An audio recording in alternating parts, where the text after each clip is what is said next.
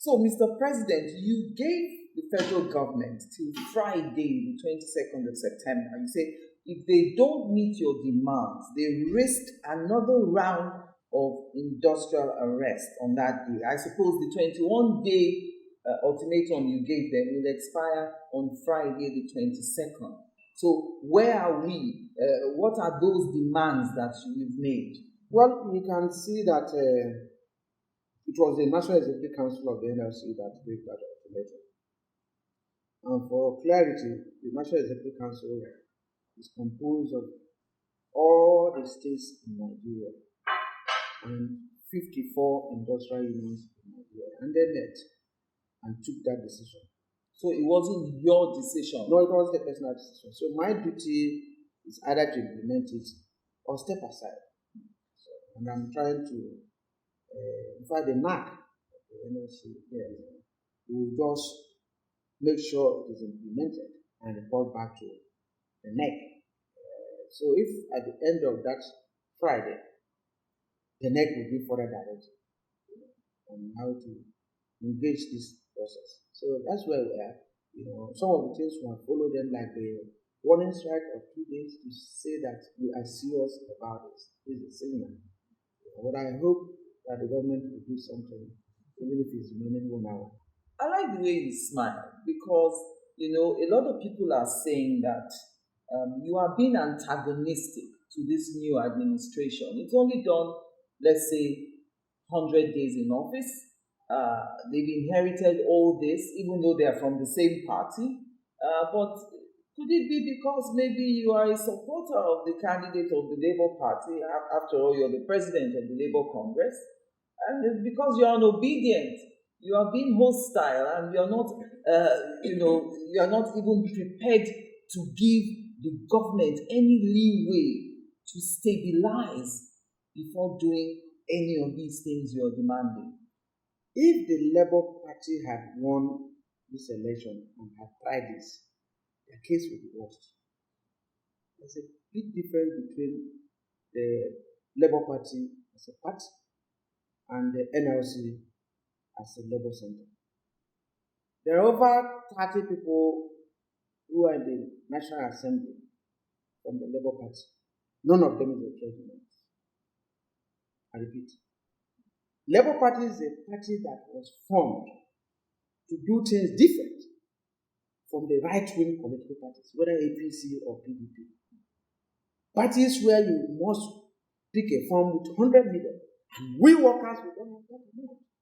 And under Adams Oshiomhole, we decided to form a party that a messenger can apply for any office in Nigeria. And in the last election, that was achieved. You can see that almost 2 Okada riders are now in the National Assembly. You can't achieve that under PDP or APC. So the aim of forming the Labour Party has already been met, and more will happen. Here in this country, you will hear a messenger, you hear a clerk becoming senator. That is our design. Now, on the issue of whether I have sympathy for A or B, Labour Party has been the oldest political party in Nigeria. In 1917, 1918, Wale Johnson, a Sierra Leonean journalist in Lagos, made an attempt for the first Labour Party. And until around 1945, Michael Imodu, and Apan Basi, formed another Labour Party. They fought for another Labour Party in 1964, was frustrated by the advent of the Civil War. And every Labour leader, Pascal Bafiao, came up with another Labour Party. When Babangida now looked at all the political parties, Labour Party came forth then, and they were not registered. He now came out with NRC and SDP. The Labour Party aligned with SDP because of its ideological position, a little to the left. And based on that, in the Just Convention, Pascal Bafiao was tipped to be Abiola's vice presidential candidate. All Labour leaders were in Jos, and they supported the SDP. And Abiola won that election under that platform. So it has been on. In 2003 again, Adams Oshiomhole, in fulfillment of his a promise that we need to participate in politics, now started the process of forming the Labour Party. And we formed the Labour Party under Adams Oshomole and brought two unionists, one as a national chairman, Dan Wanyang, who was the former president of the Bank Union, Yes. and Absalami, who was former general secretary of the local government workers union. That was how we started. We made progress, little progress, when Mimiko emerged. Wasn't a unionist, as a first governor under the Labour Party. And that time we have been making effort. And that was strictly under Abdulwahid Omar, as NLC president. We kept on trying. Under Ayuba Waba, we were able to pick Peter Obi as the presidential candidate of the Labour Party. Yes. And then at the end of that election, we had at least for today one governor, Abia. Yes. And then about 9 or 10 senators, then about 20-something or 30-something House of Rep members. Yes. Before I emerged. And now that I have emerged, I will double that record. Let Nigerians know today that you have seen the record of Adams Oshomole in the Labour Party. You have seen the record of Omar. You have seen the record of Ayuba. AJAERO will not allow Labour Party to die in his hands. But let me say this. Members of the NLC belong to various political parties. There is no compulsion. As I am now, I have not attended any Labour Party NEC meeting or whatever. I have not attended their rally. It is the party that will form, for the interest of the working people and the masses, so that they will have a say. Those of them that are popular can test their popularity, using the platform of the Labour Party. So we are going to work, and to make sure that, we live by the principles for which the Labour Party was formed. So anybody talking of obedience may not be members of the Labour Party. It's not an arm of the Labour Party. Under the Labour Party constitution, you don't have obedience. Some of them are people who supported Peter Obi, so they are not members of the Labour Party, unless they decide to register tomorrow. NLC people, workers in the trade unions may decide to belong to Labour Party or any other party. I'll give you an example. The former deputy president of the NLC, who was deputy with me, ran election in Kebbi State under the platform of APC, and emerged. He's the current governor today in Kebbi State. And we all went there to make sure that he wins. So it has nothing to do with whether it was APC. In Niger State, the deputy governor there is a member of the NLC. He was our former chairman in Niger State.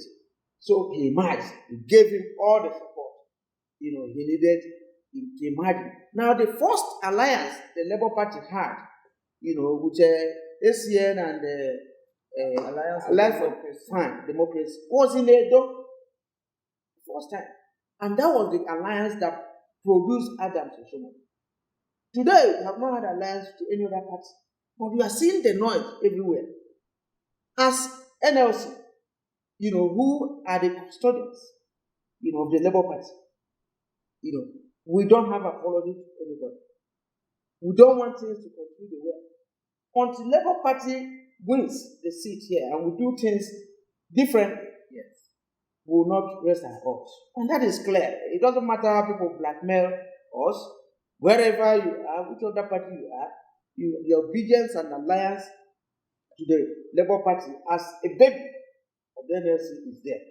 And we want to show that we are going to produce, a better, alternative. And that's all. Even the governor in Abia State, he knows, as of today, that we have put leg in one trouser. So it doesn't matter the party you come from. And he knows that I have not even put a call across to him. He knows that. He knows that I wasn't even there at his inauguration. So it doesn't matter. What is important to us is good governance. And anybody who wants seek to run under the platform of the Labour Party must behave. We have workers' charter of demand. And during the electioneering, all the political parties that came to us, we handed them over the workers' charter of demand. This issue of subsidy removal and the way it came is not part of our... Okay, so we're coming to that now. A lot of people are saying that, look, this administration is new.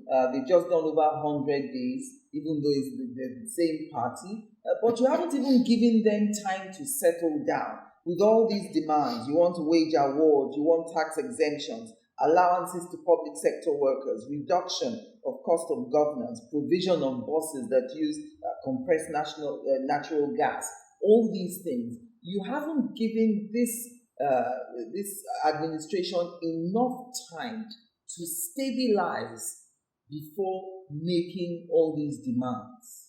One thing is clear is that these demands were not there before this administration came. Clearly.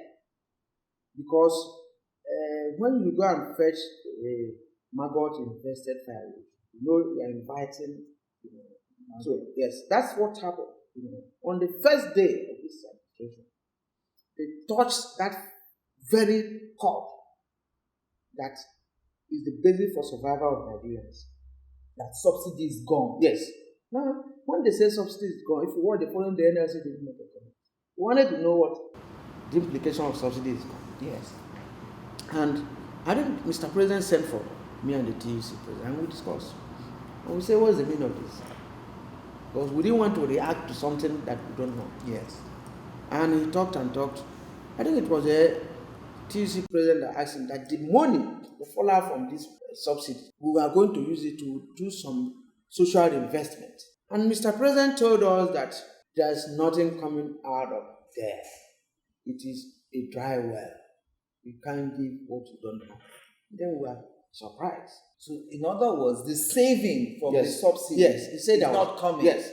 So we were worried. From there, that private meeting with him. And then the group managing director of NNPC said he was going to look at some figures tomorrow. I said, I hope it's not going to be increase in pump prices. Because if you announce it tomorrow, we'll meet in the street. There and then, that was how that meeting ended. And the following day, true to his threat, he came with 500 and something. Now, did they give us 1 hour? Did they give us breathing space? So should we have clapped for them for inflicting injuries on everybody in the country less than 24 hours after coming into office? And we now say, why are you doing this? Reverse this. They say, no. You can ask for a palliative. You can ask for wage increase. At a meeting, they came. Even Adam said, ask for wage increase. I said, when you were president, is it when pump prices are increased? Do you ask for wage increase? They say, ask for wage increase. They blackmailed almost every one of us with the same statements we are making, as if we are trying to destabilize them. You say, ask for wage increase, ask for palliative. These are their words. Now we have asked for wage increase. We have asked for palliatives.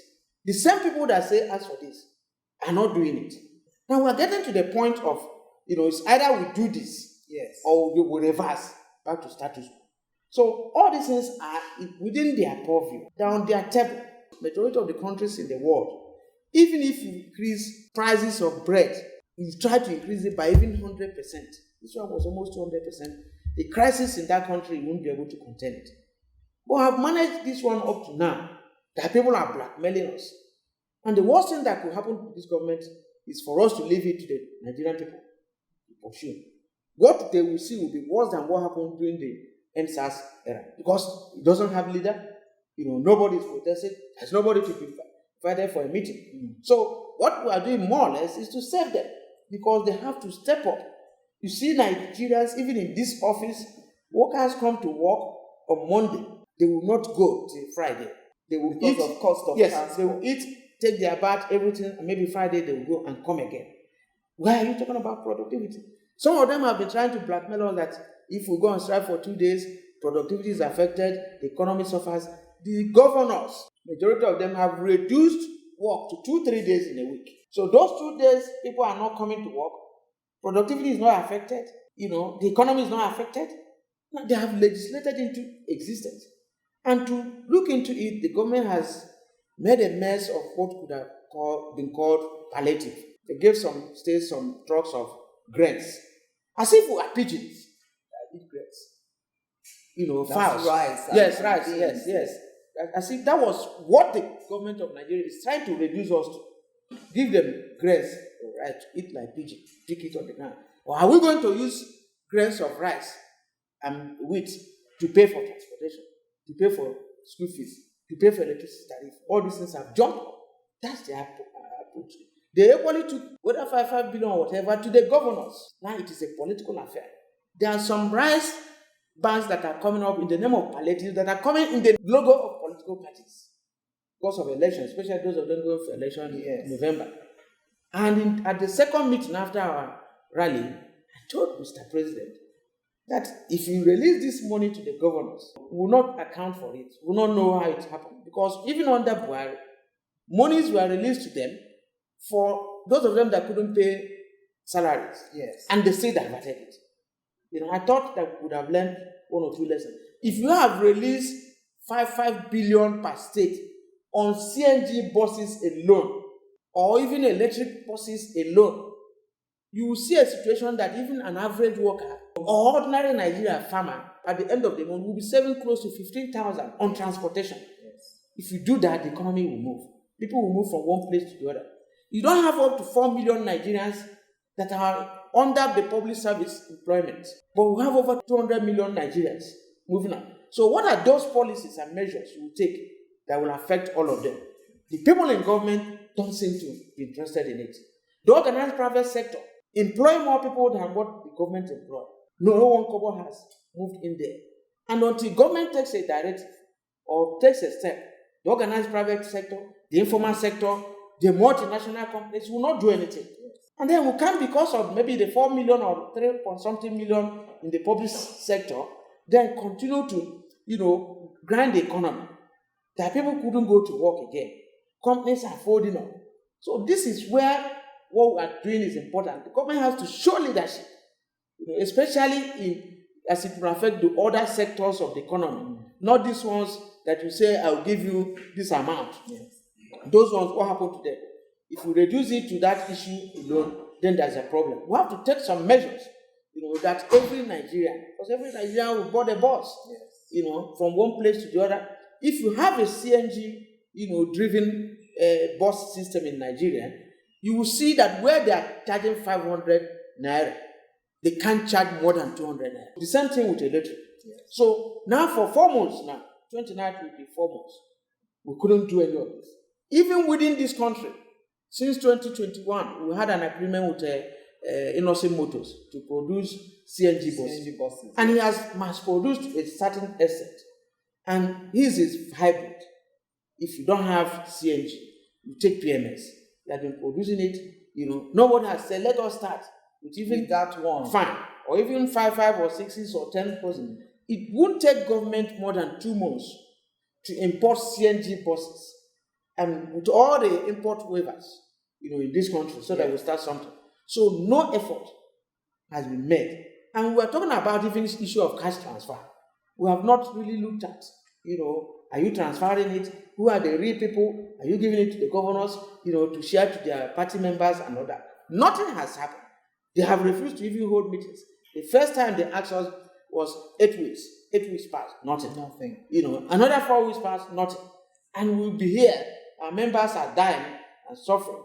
And then we can't continue that way. Well, the Labour Minister, former Governor Simon Lalong, said that your grievances are valid and that they appreciate the NLC's patience. However, government must be mindful of striking a balance that promotes economic growth and secures sustainable progress for the nation as it attempts to address the demands of labor. So are you saying that is empty rhetoric? I really feel the pace of the Labour Minister. Well, it's coming at a period, he knows that members of his family are putting pressure on him that they can't breathe. How he now manages this with the policy and programs of his government, very important. I equally have seen that he doesn't have much role to play here. Why do you say that? Well, he is a minister of labor.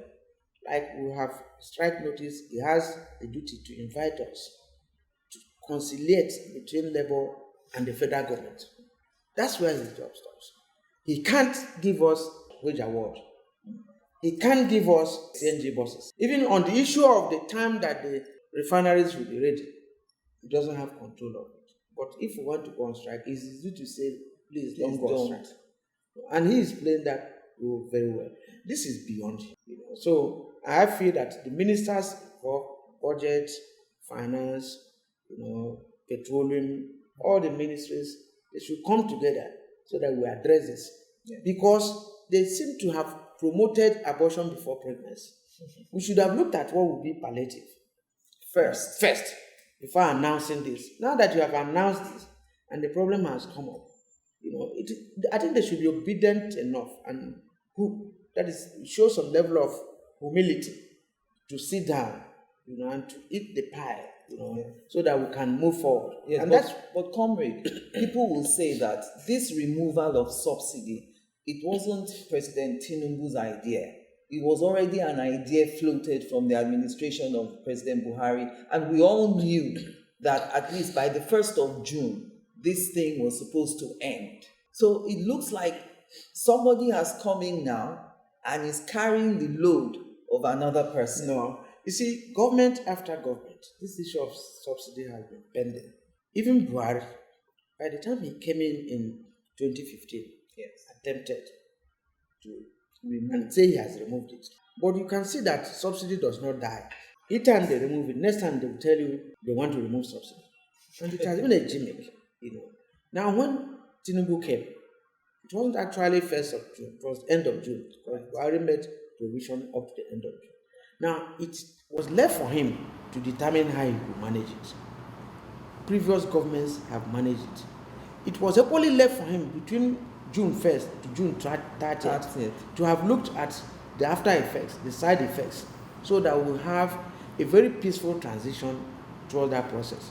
But let me say this, they bandied a lot of lies, before Nigerians. In the campaign period. Yeah, that there's no subsidy. That some Nigerians were collecting money. Yes, and eating. Yes. In the name of subsidy. But it's a lie. You can now see that if I was paying for 185 before, yes, and I'm paying for 600 now, you can see that they have been subsidizing me by 400. That lie they told Nigerians before. This is common sense. Instead of paying 600, I was paying 185. Now, if you calculate it per liter of what I was buying now, you see that the government was subsidizing me as a person with almost over 100,000. And that was the only thing Nigerians were benefiting from. Now, but they now told us lies. That is the money being given to the other people. But every Nigerian now understands that that difference. At some point, you were being subsidized. Clearly, it's a clear issue. Yes. And that even if you look at it from that point of view, if I move from one bus stop to another bus stop at 100 naira, and now I'm moving from one bus stop to the other at 200 naira, the government was subsidizing me with 100 naira per drop. Yes. So this is clear to us. Now, that difference of that 400 naira, per liter that I was buying, what are you going to use it to do to Nigerians? That's the issue. That was your question. Yes. And you are telling us, that we are putting much pressure. It is such a problem that people may not even survive a day after. They have to move from their bus stop to the next bus stop. And government seem to be saying that we must adjust to the poverty level. We should not complain. Without any wage increase. No wage increase, no wage award, no palliative, no transportation system, nothing. All that we look on the same salary we're earning. God bless you. So if you take away that for 400 on every liter, yes, for every worker for 1 month, you should know where it should be. So, what will happen on Friday if these demands? Because these demands, I even have released officials of the NURTW who are detained by the police. All those ones are, I think, things that can be done easily. No, that one is very important. That one was the worst aberration that has happened in the history of this country. Because Nigeria has lost its voice in condemning coup plot in Niger or Mali. Because Nigerian government, with the support of some boys in Lagos, with police, went and invaded a trade union office and brought people who are not even members of that union to take over. And police have been sustaining it. And the leadership of that union protested. And they carried them and put them behind bars up to now. A democratically elected government doing that on a democratically elected trade union office up to this moment. And I had gone to the IG and said, this, you don't do it. If you think there's a problem, Okay, ask everybody to leave the secretariat. Let them come to the NLC or Ministry of Labour to go and resolve this. It's not your duty to choose one party. Yes, to take over the secretariat. And the guys are saying they work with the president in Lagos and they must take over the whole country. That's 6 days plus. And they had all left to the so-called Park Association in Lagos. And for you to come back, it's the union that will accept you back, and you start paying dues, you become a member. But you are not even a member, you took over. So they have not been reinstated as members? At no meeting, no point. I have even written all the governors in the states where they declared Park Association. Can we discuss this matter? It's beyond their power to dissolve the operation of any trade union in Nigeria. Can we talk? And they were not talking. Only for a few guys, in Lagos. Meanwhile, the current president is from Ogun State. So, the one that they arrested. Yes. So, if it's not the person in Lagos, no other person. And the guy had done 4 years, and they have conducted another election for him to finish his tenure. And then you moved him out there. So, what are we saying? Is he less a Nigerian? So, those are some of the issues that we are looking at that are not democratic. That a democratically elected government should not be found doing those issues. It's a bad example to our democracy. So, and unless it's done, even if we resolve all these issues, that would bring us in conflict, with the state. That's the situation. And we had expected them to come up with a statement clearly. We are written, Mr. President, these guys are dropping your name. Using your name for clout. Yes. And we don't think it's you that sent them. Talk to everybody. Went to the IG. These guys are dropping the names of Mr. President. That he's backing them. And up to now, nobody is talking.